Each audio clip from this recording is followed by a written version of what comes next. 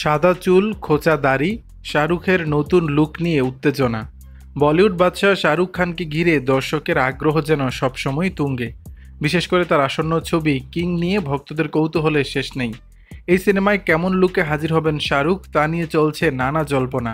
সম্প্রতি সামাজিক মাধ্যমে ফাঁস হওয়া একটি ছবি সেই কৌতূহল আরও বাড়িয়ে দেয়।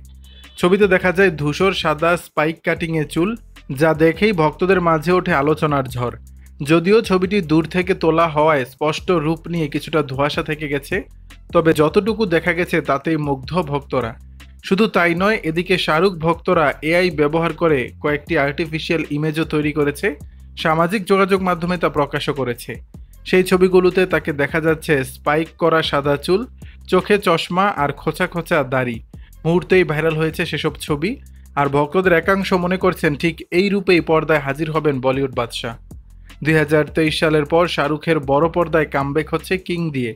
এই ছবিতে তিনি প্রথমবারের জন্য তার মেয়ে সোহানা খানের সঙ্গে কাজ করছেন। 2026 সালে মুক্তি পাবে এই অ্যাকশন থ্রিলারটি। এতে অভিনয় করছেন জয়দীপ আহলাওয়াত, আরশাদ ওয়ারসি সহ আরও অনেকে।